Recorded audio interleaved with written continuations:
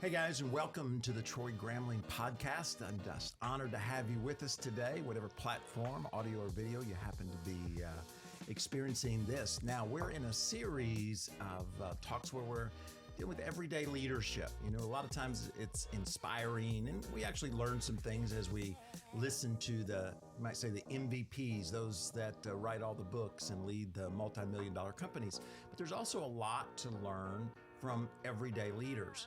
Entrepreneurs, stay-at-home moms, managers. And so we're taking some weeks to see what we can learn about everyday leadership from everyday people. And today I have a couple of entrepreneurs. I'm very excited about hearing how they have led to success. So Katherine and Carlos, it's great to have you guys. Thanks so much for being here today. Good morning. We're happy to be here. Yeah. Thanks for having us. Yeah, it's a pleasure. And I know you got a great story, so I'm anxious to get to it. But take a moment, just introduce yourself to everybody that's listening or watching today. So my name is Katherine, Carlos. We have two beautiful daughters. We've been married for 15 years. And it's been a crazy ride the last 15 years. I was a banker before going into entrepreneurship, and he was a salesman. And then we, about 3 years ago, decided to open our own business and just go on this crazy ride. And it's been amazing. Yeah. So it's been exciting to see it and watch all the cool things that have happened and even partner with you guys. But before we get there, let's take a moment and tell us a little bit about where you grew up, how you grew up, what kind of family you grew up in. Kind of give us the basics of the beginning of Carlos and Katherine. Oh, wow. All right. So I grew up in Honduras. I came at the age of 16 over here. I am the only son and three sisters. From Honduras, you know, so like our life over there was a little bit more simpler than it is here. We grew up just around women, so like my life has been about understanding women. So you can say that. Are they older? Are the sisters older, younger? I had two older and one younger. So you were surrounded. Oh, yeah. My mom and my grandma, they used to live in the same house too. So. Oh, and did you all come at the same time? No, that was a funny story because I was actually, my parents came here first and I was getting in trouble in my country. And my parents decided, they're like, oh, you're coming for vacation. So I'm like, okay. I went to vacation, and then on Monday of the same weekend that I went, they put me back in school, and they're like, "You're staying." Oh my God! So you went?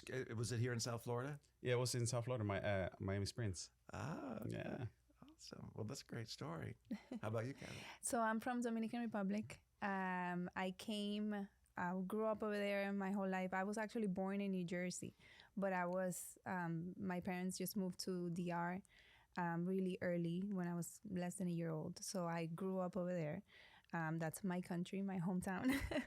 And then at 17 years old, after graduating high school, I decided to go to the United States just to live there by myself. So I moved on my own. And yeah, it's been crazy. My parents, they divorced around that time. So it was like a tough time in the family. My brother, my sister, they also left. So yeah, I decided to start my life here in Miami, and that's been, it's been insane. Now, how did you guys meet? Oh, funny story. Around that time, after I came. It was on a Christmas party of a friend of mine. I saw her and walking in, and I was like, everybody ignored her because she was just the prettiest girl there. So we just like, nope, we're not looking at her. We keep looking at the other one. But I don't know what came to me. I was like, you know what? Let me just go over there and like try to give her something, a drink. And she automatically turned me down. So I was like, okay. I mean, I know it, you know. She's gonna turn me down. So I was just sit down. And then literally 30 seconds later, she turns around. She goes like, didn't you sell my sister a car? And I was like, yes. Man, from there on, it was just like conversation, talking, and I sold her a car and ended up paying for it. But after I made so much money on her, because I didn't think we were gonna be together. So yeah. So now, did you really sell her sister a car? Or was yeah. that? Oh, okay. Yeah. Okay.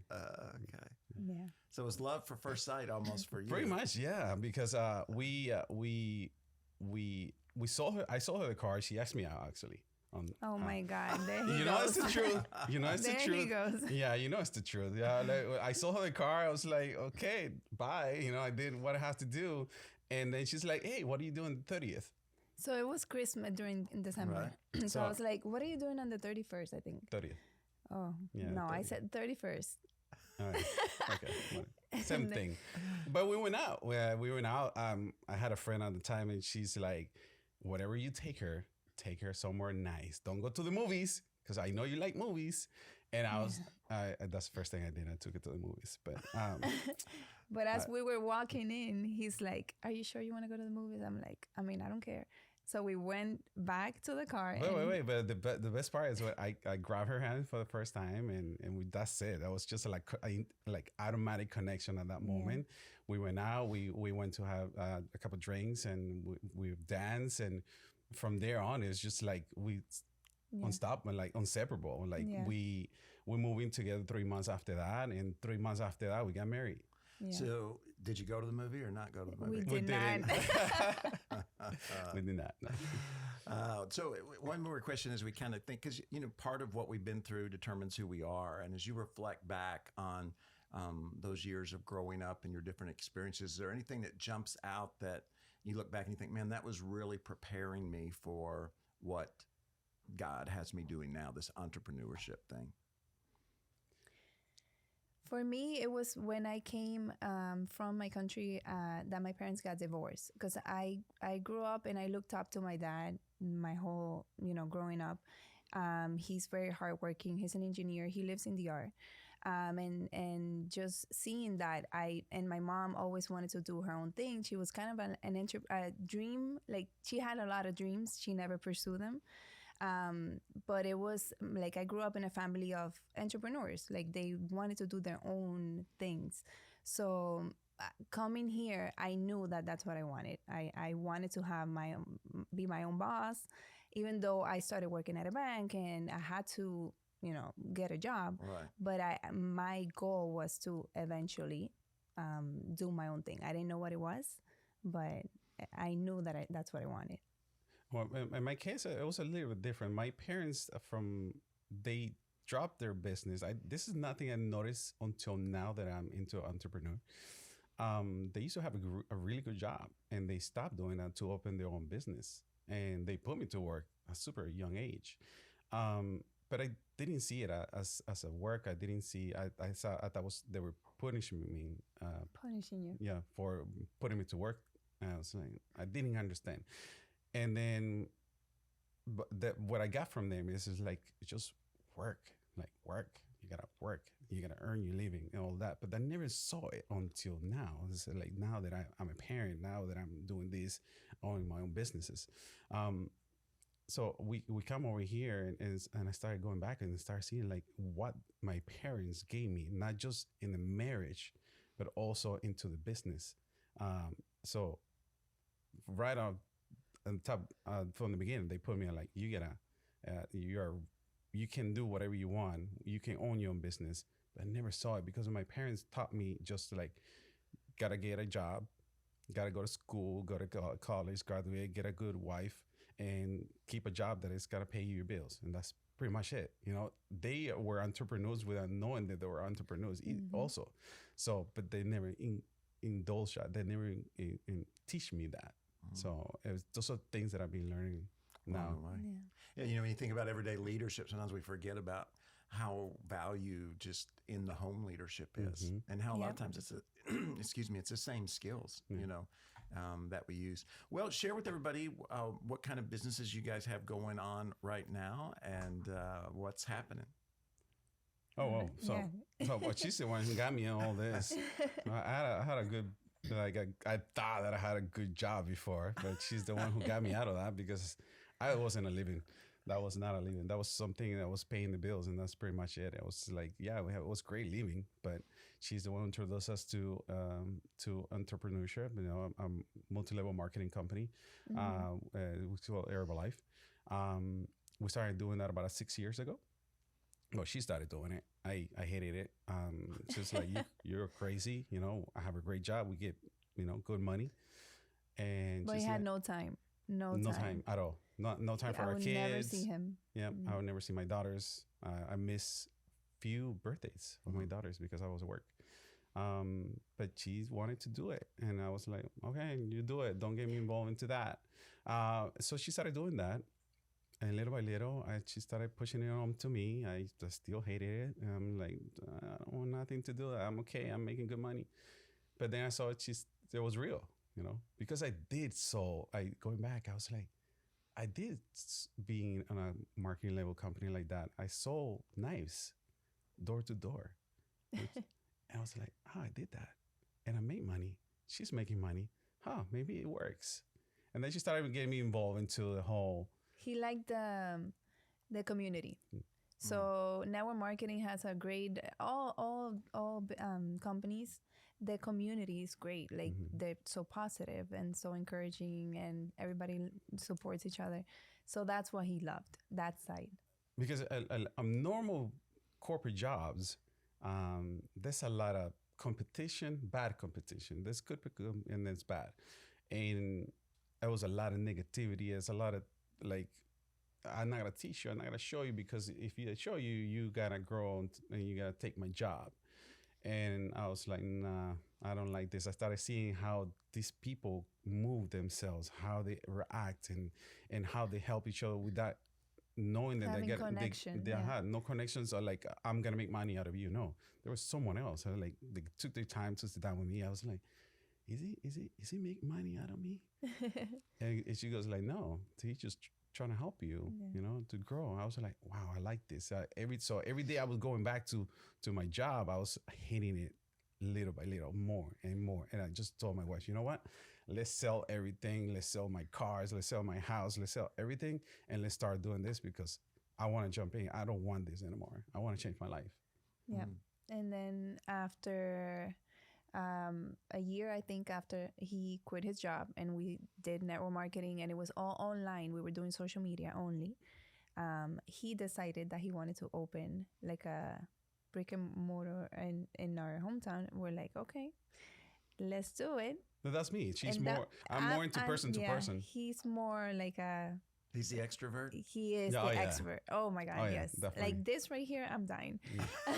I'm good. I'm already good. Like I say, in front of people, I go like, and then I get good. Yeah, and then so we opened Main Spot, which is our little shop, and it's been great. That was a journey. Tough. It was very tough. That was a good journey. Like all this is like all rainbows, and it sounds like that, but it's not. Like opening a business is not the easiest thing to do. It's fun and games at the beginning, but it's later on is when it becomes tough. When you start seeing what you have to do in order to keep that place open. All the sacrifices. Yeah.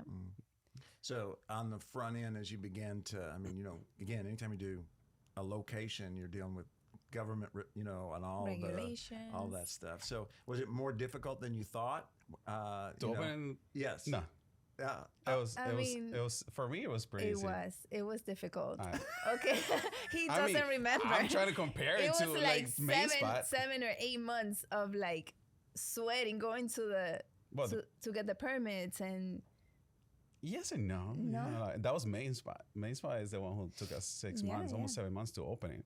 And that was a lot of sweat, tears, and blood over there, like literally tears. So when you were dreaming about it and talking about it and, this is what it's going to look like and all that kind of stuff, then when you actually started it, the challenge of starting it was more difficult than when you... Yeah, we sold our house to open Main Spot. We went from a nice house to a little tiny apartment.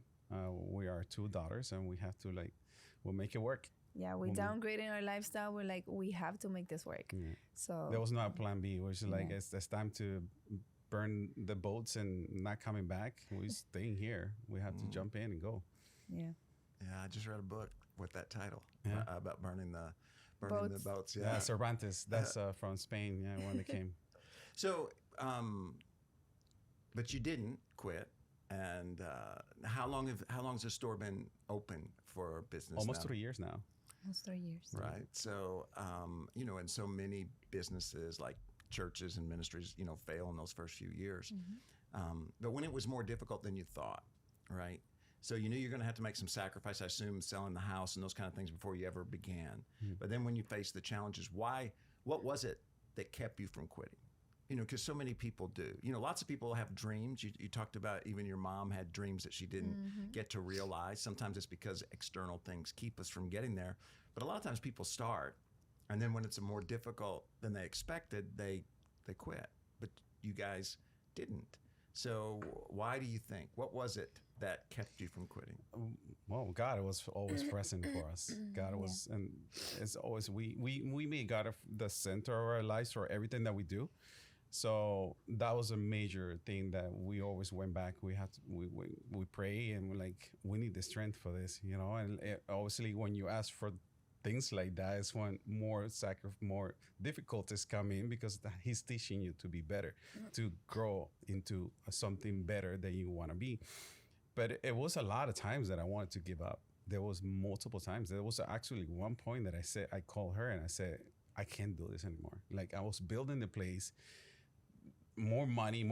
I had no more money. I had to go do Uber to try to pay for that. And I just told her, I can't do this. I can't do it. I was crying. I was like, I can't do this. I can't do this. I can't do this. I can't do this. And she's like, calm down. Let's pray about it. You already started. There's no plan B. We have to go. I think, having a big why you're doing this. And for me, our kids is the reason why we do everything. So I'm not quitting. I'm not letting them down. We're doing this. So yeah. So it's like a switch. It was an automatic switch. After I felt the support from her, and it's just like everything just started moving forward again. Like we pray, and it's like the next day, the fire department was like, "Oh, it's cool. Don't worry about it. Just do it like this, and it's gotta work out." And it was just exactly just like that. I was like, but a day before you were telling me that it's not gonna work. I don't know what happens. God always. So.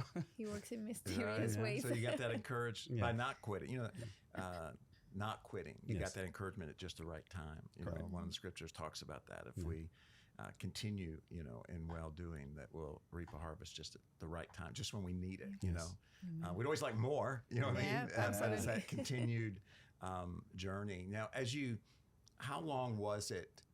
Because I know probably even today at 3 years, I know like with ministry, you know, the church is 45 years old. I've been here for Steph and I for starting on 23rd. But, you know, you still have those weeks where you wonder if you're going to make it to the next month. So you never completely lose it. But when was that moment, or how long into it were you before you thought, you know what, this idea is going to work? In other words, people are going to come into the store. This is going to work. How long was that? Right after we opened, we started getting people from church, and we started like the support, because it was just like after we decided that we were gonna go forward, I'm like, okay, take that mind off, you know, it's gonna work. We started working 2 more months, pandemic came in, and we were like, Jesus, please, and just like we announced it, we said it. Church came in, and we were like, thank you, Jesus. And I started looking at her, like, this is gonna work. It's gonna work. Everybody's closing, we're opening. This is gonna work. And it just worked from there. It was tough for us. Was a couple of months in that we realized we're like, okay, we're in it, you know, forever, and it's gonna happen. But I know it's tough for other businesses. It takes longer. Yeah. It's not having a plan B what helps you keep pushing forward. All in. Yeah. All in. Yeah. All in mentality always. And in any kind of, you know, business relationship or in a family relationship like you guys have it, you know, everybody's got to be all in. Yeah. You know what I mean? Yeah, we'll have to be on the same page. Yeah. And that's a difficult thing to do. Also to work. I hear a lot of people talk about like working with your spouse is one of the hardest things to do. Actually, it's been one of the best things for me.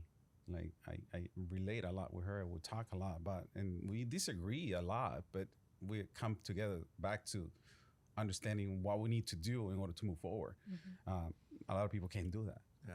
You know, it's interesting as I've talked to a lot of entrepreneurs, so many times, at least in the beginning, a lot of times it's a husband and a wife.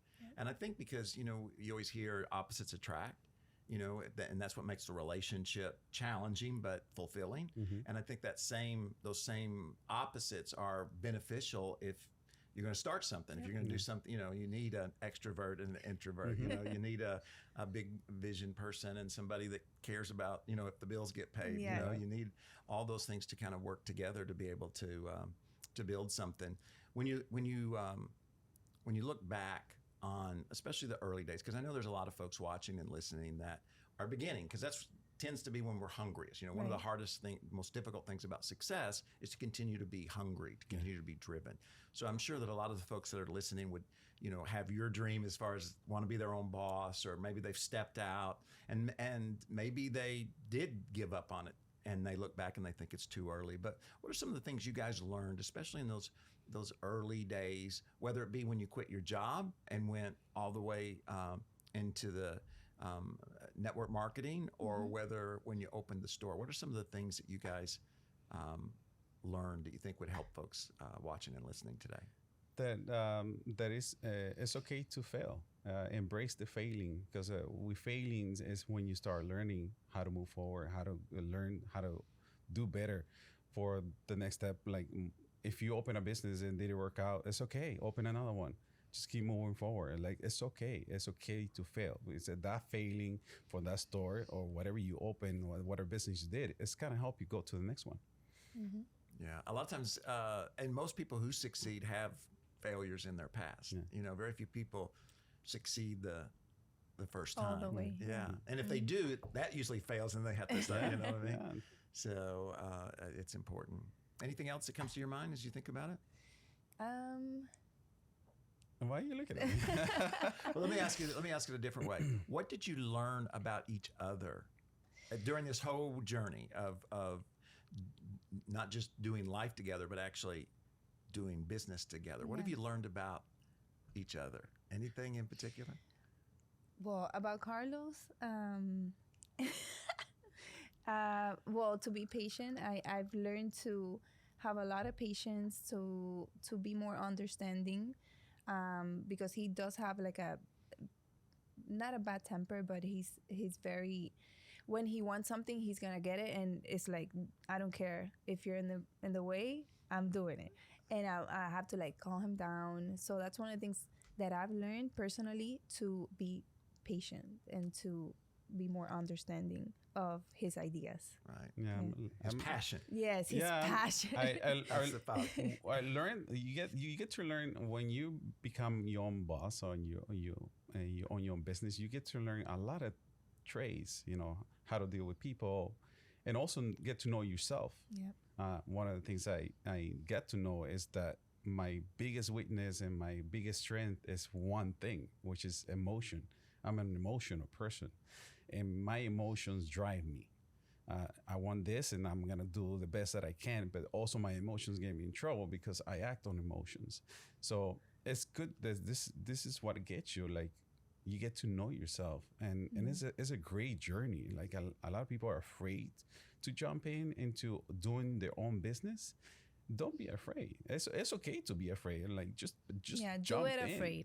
Do it afraid. Yeah, and like afraid is what gives you the courage, you know, to be better. But always like make sure that whatever you do, always put God as a center of everything that you do, and make sure that you pray about it. And you talk to Him, and you ask Him for guidance for those little things that you're gonna be doing, for the big things you're gonna be doing, and celebrate all your wins. Right. All your wins, little wins, big wins, it doesn't matter. Celebrate them, because the little wins is the ones that are gonna get you to the big wins. Yeah. If you don't celebrate them, it's just another day. And just don't forget about that. The small wins are big too. Celebrate the big win, the big and the small wins is what you're saying. All the wins. Yeah. When you're building something, it's easy to get focused on the next. Yeah. Yep. So your strength is passion and vision, and of course with that can come the weakness of acting on that same out of that same passion. Katherine, what is your strength, and then what's the danger of that strength? Do you know offhand? Well, one thing that I feel like I can do anything. I like anything that you tell me, I will try and do it. Like, but at the same time, I can't say no to you. So it's like a double thing. It's hard for me to say no to someone, to anything.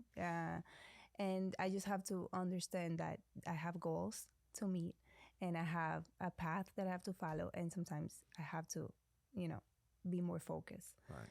So that's No, that's good. It's self-awareness is such a great gift where it's because we have to learn to trust one another. And the only way we can do that is to realize our way is a part of the way. It's not the only way, you know? And so I need to listen to my spouse or my business partner or my teammate, whatever the situation may be.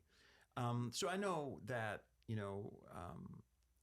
Main Spot serves shakes, and you just tell folks kind of what the product is as far as what you serve. Well, we are basic on healthy options. It doesn't necessarily as like, oh, it's to lose weight. No, it's just it's a healthy lifestyle. So everything that we have is a better choice of like going to Starbucks or going to IHOP to get a waffle or something like that. It's just a much better option. So no fried chicken? No fried chicken. You can have your fried chicken because you are getting a better lifestyle throughout the day, So there you go. But we have the shakes, we have the acais, we have the waffles, the refreshers, the coffees. All that is like we try not to add any additive sugars to anything like that to make it very healthy as possible. Yet they taste good. I mean, they taste delicious. Yeah. So done a great job with that. And then we've had the opportunity to partner with you guys here as well. Yes. At our little cafe that our student ministry runs and helps them to be able to do even more things in that ministry. And you've helped us with some of the training there, and I know that's what you guys, I'm sure, do at your shop. Tell us a little bit about how important the environment is. The people interaction with people as they can. You've got a product; it's got to be good. There's a million products in the world. Would you say that service or product, or what distinguishes what you're doing from these other places? Both? What would you say? It's a little bit of everything, but mostly it's about the connection that you create with your customers. That's one thing that we tell our employees from day one. We are looking for someone who is going to have a connection to the customer, not just like, hi, welcome, what do you want? Okay, bye.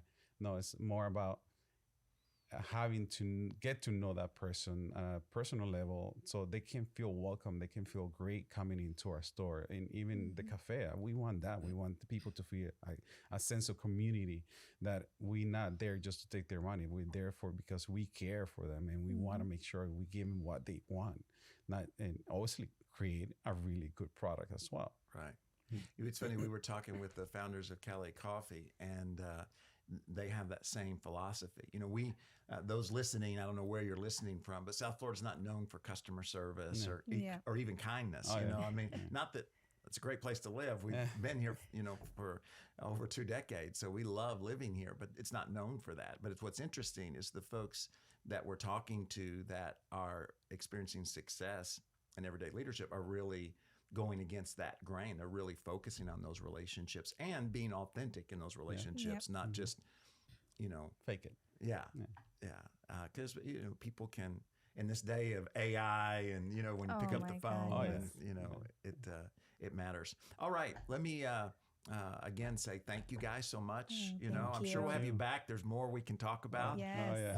But I think those early days are so important because those are where so many people trip up. And I just want to encourage those of you who are out there listening or watching today, you're going to get discouraged at times. It's like Carlos said, it's important that you have somebody that you can call and that you can say, I'm going to quit, and they're going to encourage you. And whether that's your spouse or your business partner or your best friend from high school or whoever it is, but somebody that in those most difficult times is going to say, no, you're not going to quit, and you're going to continue on. Because in my experience in doing life with a bunch of people, is the number one characteristics of those who succeed is perseverance, right? A lot of us have good ideas, and A lot of us have skills and abilities. We all do to some extent.